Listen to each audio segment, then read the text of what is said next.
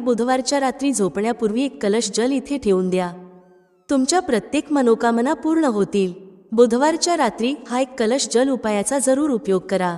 कारण मित्रांनो, हा एक असा उपाय आहे जो केल्यानंतर तुम्हाला इतर कोणत्याही उपायांची गरज भासणार नाही. हा सर्वात मोठा आणि नवा उपाय आहे जो आज आम्ही तुम्हाला अतिशय चांगल्या प्रकारे समजावून सांगणार आहोत.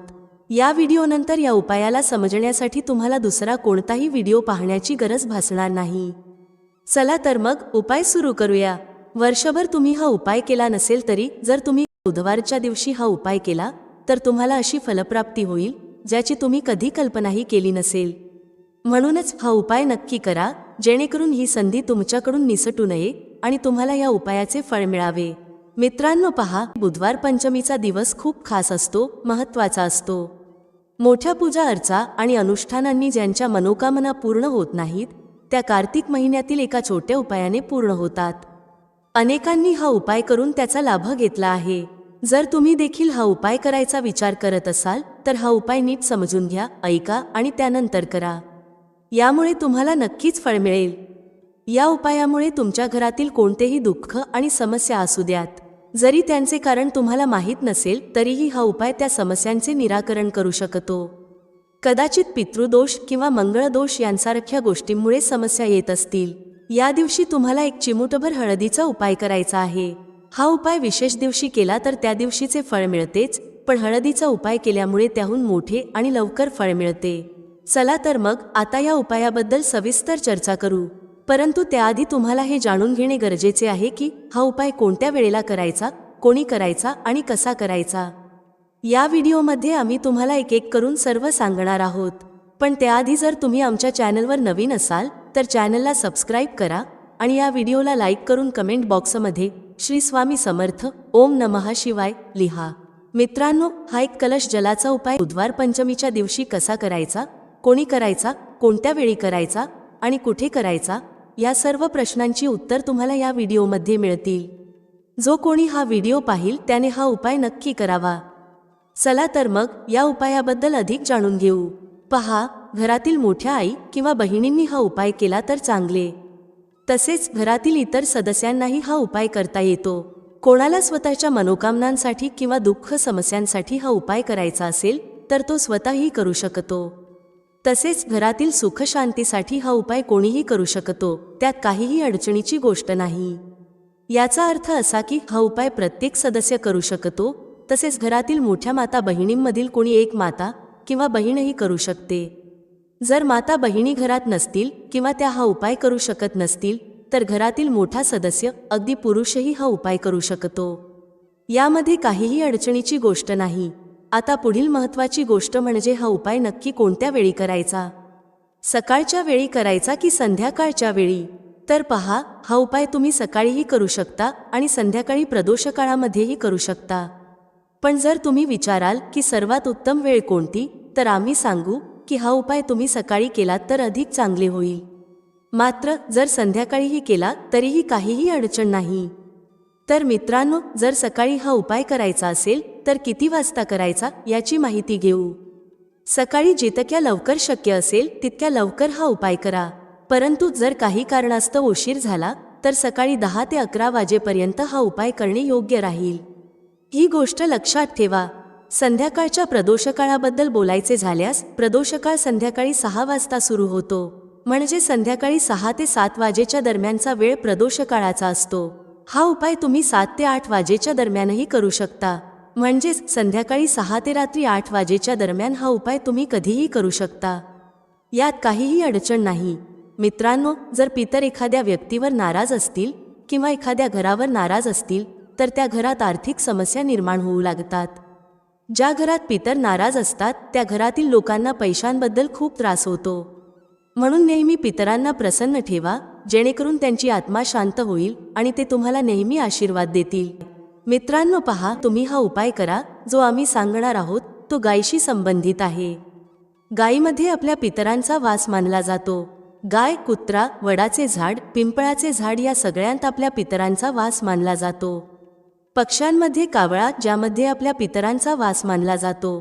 तुमच्या जीवनात दुःख वाढले, आर्थिक कर्ज वाढले किंवा घरात संतानविषयक अडचणी आहेत तर हे लक्षात ठेवा की पितर नाराज आहेत. जर घरात सतत भांडणे वादविवाद होत असतील आणि कर्जाचा बोजा घरावर असेल तर ही लक्षणे पितरांच्या नाराजगीची आहेत.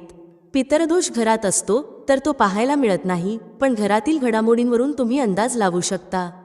उदाहरणार्थ, जेवण करताना अन्नात केस सापडणे, अन्न जमिनीवर पडणे किंवा घरात अचानक दुर्घटना घडणे ही सर्व लक्षणे पितर नाराज असल्याचे सूचित करतात. आता जो उपाय आम्ही सांगणार आहोत तो करून पहा. पितर प्रसन्न होतील आणि तुम्हाला आर्थिक समस्यांपासून मुक्ती मिळेल. चला तर मग या पितरांना प्रसन्न करण्यासाठीचा आणि घरात स्थिर लक्ष्मीचा वास होण्यासाठीचा उपाय जाणून घेऊया. म्हणजे कधीच असे होणार नाही की आज पैसा आहे आणि उद्या नाही. अनेक घरांमध्ये असे दिसून येते की पैसा येतो पण टिकत नाही. टिकला तरी फाजील खर्च मोठ्या प्रमाणावर होतो, ज्यामुळे घरातील सदस्य खूपच त्रस्त होतात. आता बहुतेक लोकांना ही समस्या असते की धनाची नासाडी होत आहे आणि घरात पैसा टिकत नाही. जर तुमच्या बाबतीतही असे होत असेल तर तुम्ही हा उपाय ऐकायलाच हवा आणि तो कार्तिक महिन्यात नक्की करायला हवा. पुढे जाण्याआधी व्हिडिओला नक्की लाईक करा. पहा, पहिला उपाय, जर तुमच्या जीवनात कर्ज खूप वाढले असेल, संकट खूप जास्त असतील, तुमच्यावर विपत्त्या खूप येत असतील, वारंवार तुम्हाला व्यवसायात आणि पैशात नुकसान होत असेल, म्हणजेच तुम्हाला प्रत्येक कामात हानी होत असेल, तर तुम्ही हा उपाय करायलाच हवा. मित्रांनो, बुधवारच्या दिवशी केला जाणारा हा सर्वात खास आणि सर्वोत्तम उपाय आहे.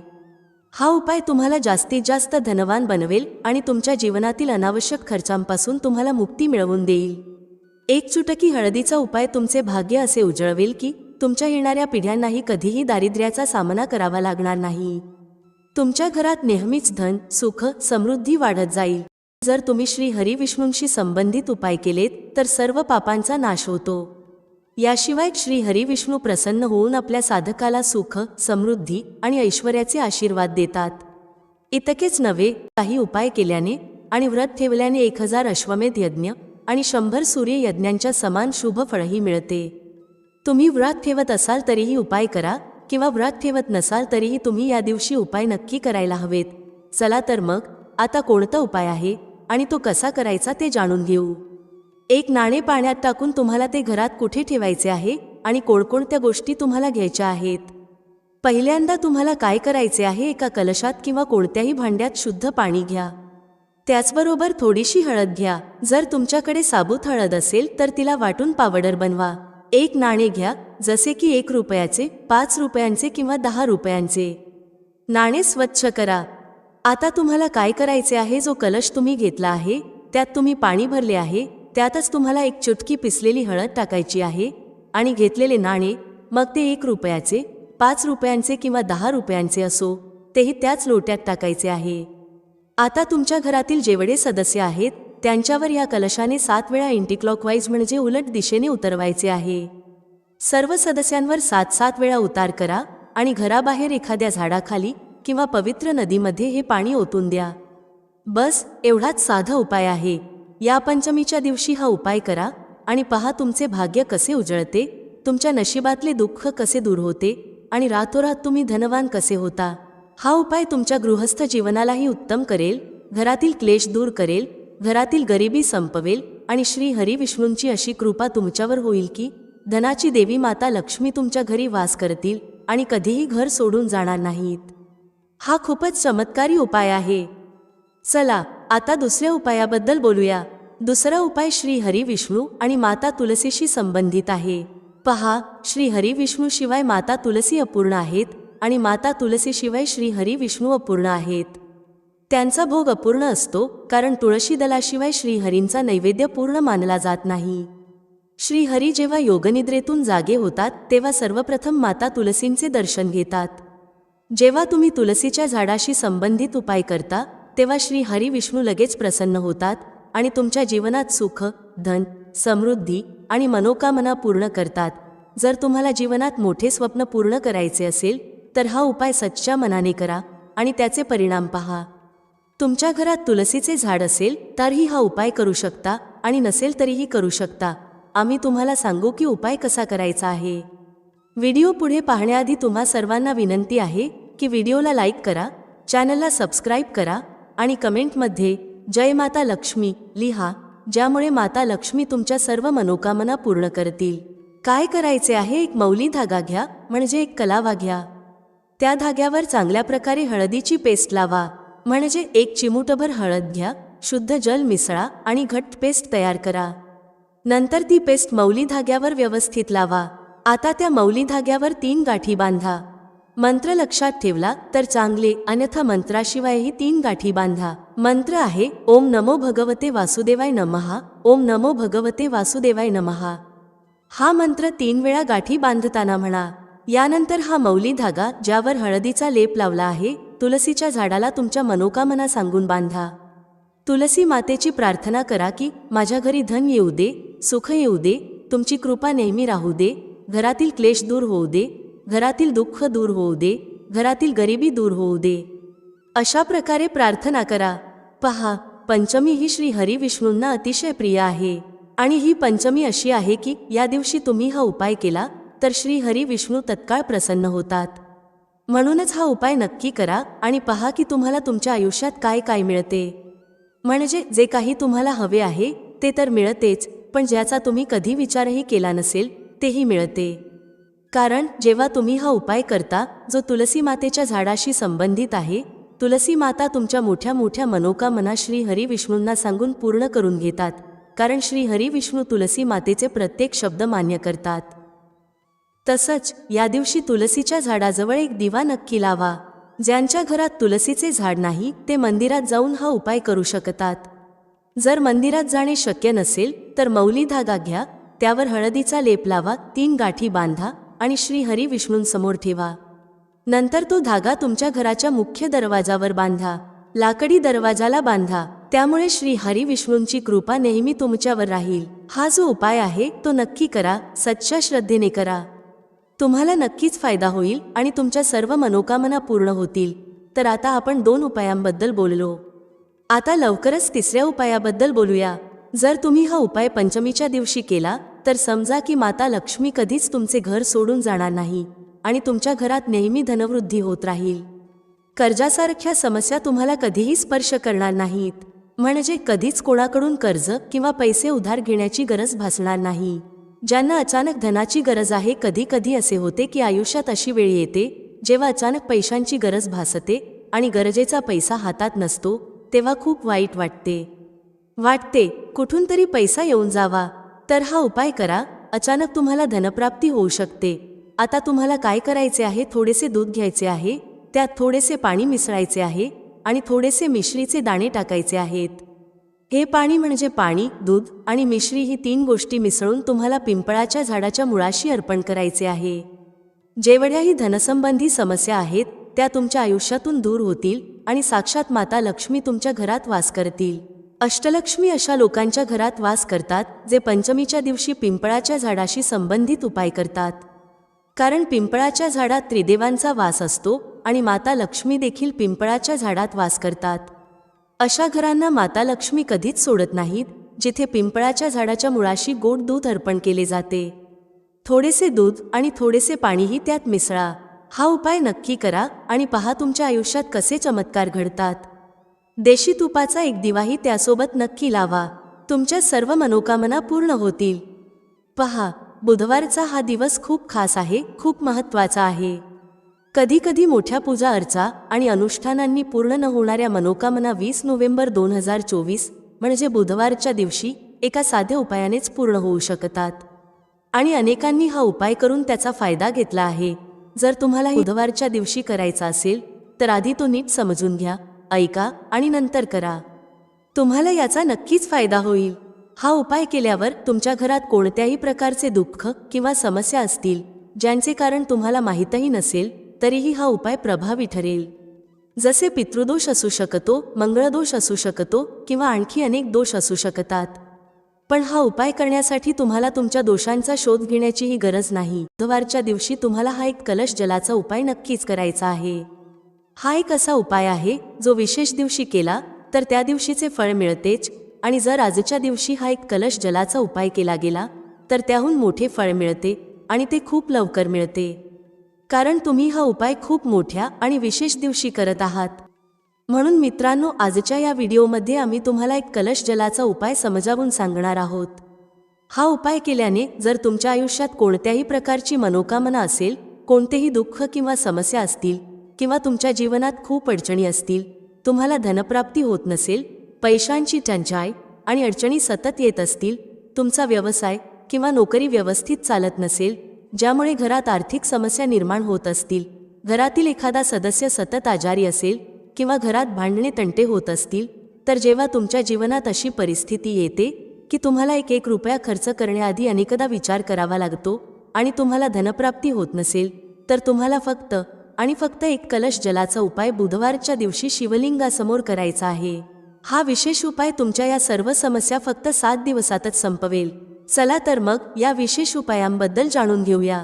पण त्याआधी माझे जे भाऊ बहीण आज पहिल्यांदा या चॅनलवर आले आहेत किंवा माझा आवाज पहिल्यांदा ऐकत आहेत, जर तुम्हीही महादेवाचे सच्चे भक्त असाल तर व्हिडिओला लाईक करा आणि चॅनलला सबस्क्राईब करा. मित्रांनो, आता हा उपाय कोणी करायचा आहे? तर घरातील जो प्रमुख आणि मोठा सदस्य आहे त्याने हा उपाय करायला हवा. आता तो मोठा सदस्य प्रामुख्याने घरातील माता किंवा बहीण असेल तर ते अधिक चांगले होईल. म्हणजेच घरातील ज्या मोठ्या माता किंवा बहिणींना हा उपाय करायचा आहे त्यांनी तो नक्की करावा, कारण त्यामुळे अधिक फळ मिळेल.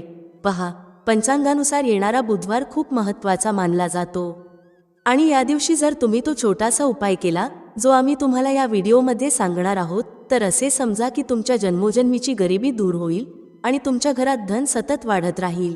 बुधवार हा दिवस महत्त्वाचा ठरतो कारण यावेळी बुधवारच्या दिवशी एक विशेष संयोग जुळून आला आहे. आणखी एक गोष्ट म्हणजे याच दिवशी गंगामातेचा पृथ्वीवर आगमन झाला होता आणि भक्तांच्या मनोकामना पूर्ण करण्यासाठी हा दिवस अतिशय शुभ मानला जातो. या दिवशी केलेल्या उपायांनी आणि दानधर्माने व्यक्तीला खूप मोठा लाभ होतो. व्यक्ती आपल्या जीवनात सुख समृद्धीचा आशीर्वाद मिळवतो. आपल्या शास्त्रांमध्येही लिहिले आहे की बुधवारच्या दिवशी केलेले कोणतेही उपाय किंवा पूजा अर्चना खूप प्रभावी ठरते. त्यामुळे तुमच्या जीवनातील गरिबी दूर होते आणि सतत धनवृद्धी होते.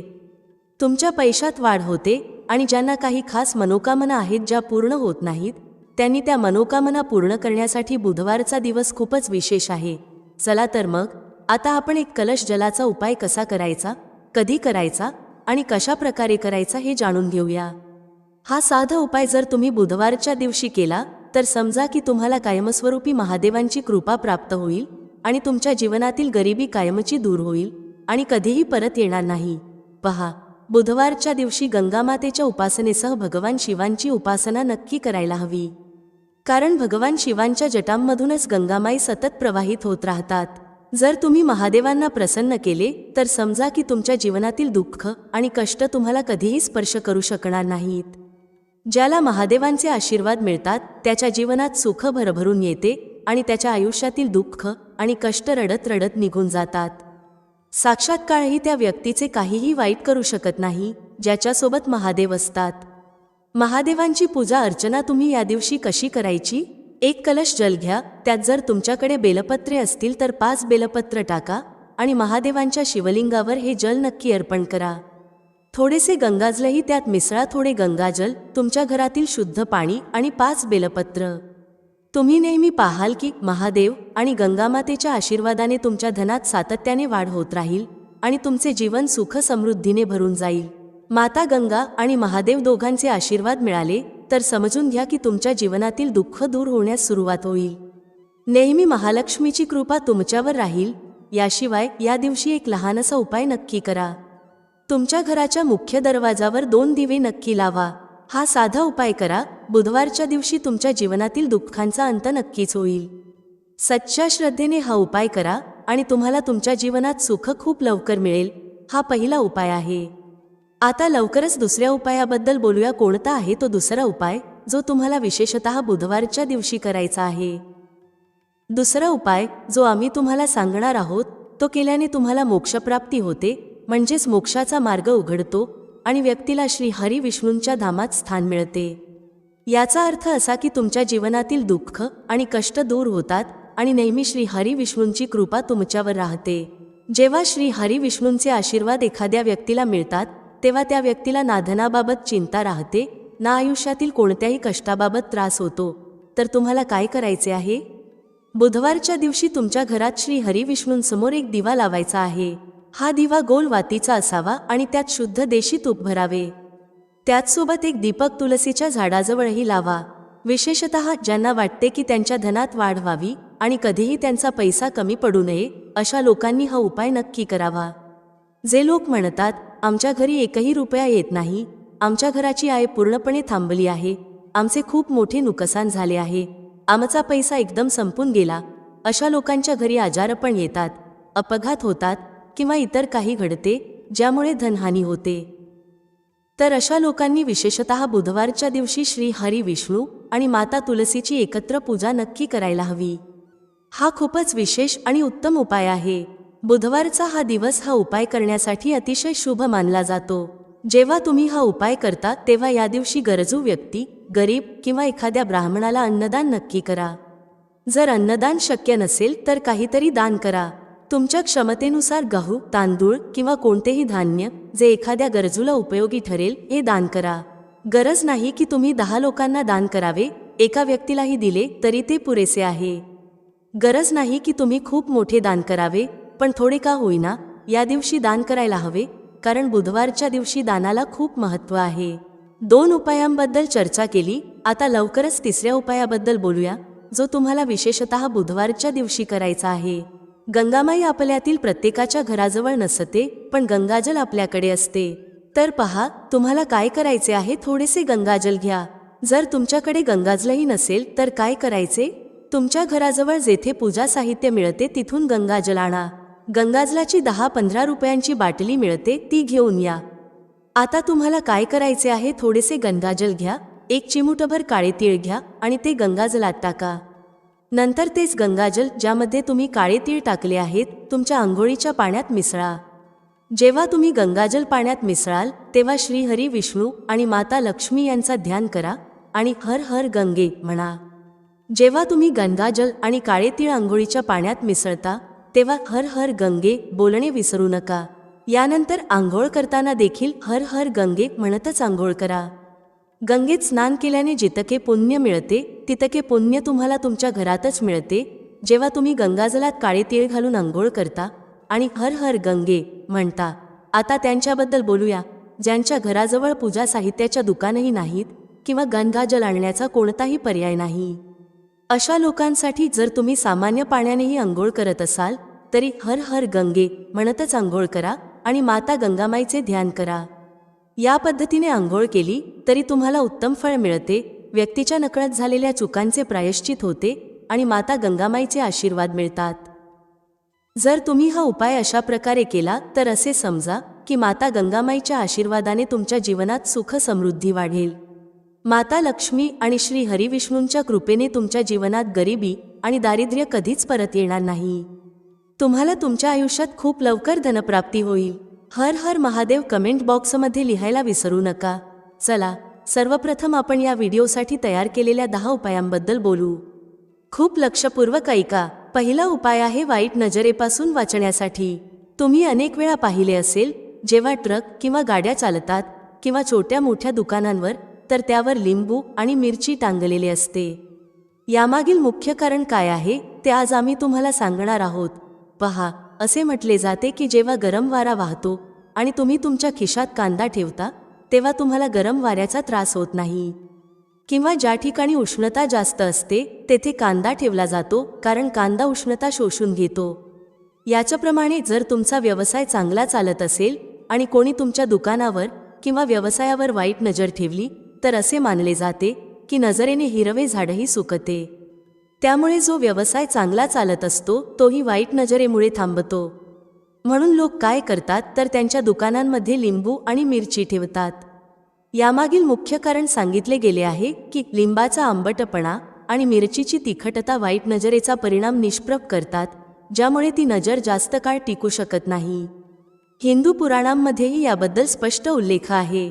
याचा अर्थ असा आहे की जर तुमचा व्यवसाय चांगला चालत असेल आणि तुम्ही कोणाचेही वाईट नकोसे मानत असाल, पण कोणी तुमचे वाईट चिंतित असेल किंवा तुमच्यावर सतत नजर ठेवत असेल, तंत्रविद्या करत असेल किंवा वाईट आत्मा पाठवत असेल आणि तुम्ही आधीपासूनच लिंबू आणि मिरची टांगून ठेवले असेल तर हा परिणाम उलट त्याच व्यक्तीवर होतो आणि त्याला मोठे नुकसान होते. त्यामुळे जर तुम्ही कोणताही व्यवसाय करत असाल तर लिंबू आणि मिरची टांगून ठेवा. दुसरा उपाय जो लिंबूशी संबंधित आहे तो आहे वास्तुदोष दूर करण्यासाठी. वास्तुशास्त्रात जर तुम्ही अभ्यास केला तर लिंबूबद्दल एक संपूर्ण अध्याय लिहिला आहे. वास्तुशास्त्राच्या पुस्तकात अध्याय क्रमांक 21 मध्ये लिंबूचे वर्णन आहे. ज्या घरात लिंबाचे झाड असते त्या घरात नकारात्मक ऊर्जा कधीही सक्रिय होऊ शकत नाही. लिंबूभोवतीचे वातावरण शुद्ध राहते आणि घराचे वातावरण सकारात्मक शक्तींनी परिपूर्ण होते. जर एखाद्या व्यक्तीच्या घरात नकारात्मक शक्तींचा वास असेल तर खात्री बाळगा की त्या घरात कधीही भरभराट होऊ शकत नाही. त्या घरातील लोक सतत भांडत राहतात, धनप्राप्तीचे सर्व मार्ग बंद होतात, घराचे खर्च वाढतात आणि त्या व्यक्तीला कर्जाच्या जाळ्यात फसवले जाते.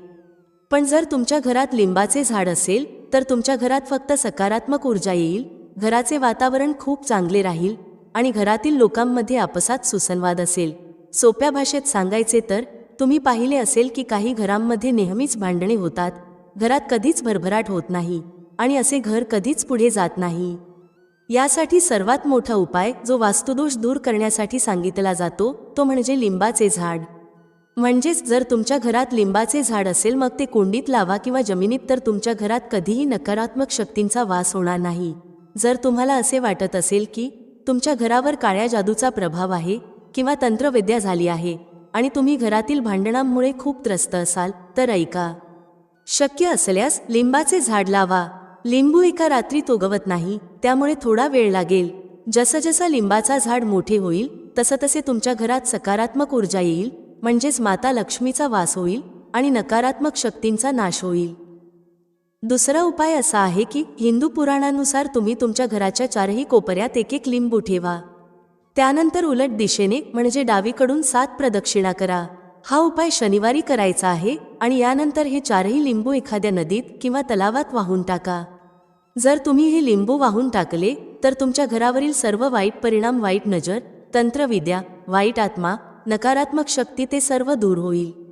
लिंबामध्ये एवढी ताकद आहे की ते नकारात्मक शक्तींना स्वतःसोबत वाहून नेतात. त्यामुळे शक्यतो ही लिंबू नदीत किंवा वाहत्या पाण्यातच वाहा. तिसरा उपाय म्हणजे यश मिळवण्यासाठी. म्हणजे जर तुम्ही नोकरीसाठी तयारी करत असाल पण प्रमोशन मिळत नसेल किंवा तुम्ही कर्जाच्या जाळ्यात अडकलात तर हा उपाय फायदेशीर ठरेल. जर तुम्ही खूप मेहनत करत असाल पण मेहनतीचे फळ मिळत नसेल, नोकरी मिळत नसेल किंवा इंटरव्ह्यू दिल्यावर निवड होत नसेल तर वास्तुशास्त्रात स्पष्ट सांगितले आहे की तुम्ही हनुमान मंदिरात जावे. हनुमान मंदिरात जाण्यासाठी मंगळवारचा दिवस ठेवा. मंदिरात जाताना 1 लिंबू आणि 4 लवंगा घ्या. मंदिरात गेल्यावर त्या लिंबूत 4 लवंगा खोचा आणि मंदिरात शांतपणे पालथ्या पायाने बसा. हनुमान चालीसा वाचा. वाचन करताना ते लिंबू ज्यामध्ये 4 लवंगा खोचल्या आहेत ते हनुमान महाराजांना अर्पण करा. जर तुम्ही हे केले तर खात्री बाळगा की तुमच्यावर आलेल्या सर्व अडचणी दूर होतील. जर तुमचा मंगळ ग्रह अशुभ असेल तर तो शुभ होईल. जर नवग्रह तुमच्या विरोधात असतील तर ते तुमचा पाठिंबा देतील. जर दुर्भाग्य तुमच्यावर होते तर ते निघून जाईल. मात्र हनुमान चालीसा मनात वाचा, मोठ्याने वाचू नका. जर तुम्ही हनुमान महाराजांसमोर हा उपाय केला तर खात्री बाळगा तुम्हाला नोकरी मिळेल आणि जर नोकरी करत असाल तर प्रमोशनही मिळेल. मित्रांनो, आशा आहे तुम्हाला आजचा उपाय आणि माहिती आवडली असेल आणि समजली असेल. व्हिडिओ आवडला असेल तर लाईक करायला विसरू नका. कमेंटमध्ये जय श्री हरी विष्णू किंवा ओम नमो नारायणाय नक्की टाईप करा. भेटूया पुढच्या अशाच एका ज्ञानवर्धक व्हिडिओमध्ये एका नवीन चर्चेसह. तुम्हा सर्वांचे मनःपूर्वक आभार. श्री स्वामी समर्थ. जय श्री राम, जय श्री हनुमान, जय श्री कृष्ण, जय माता लक्ष्मी.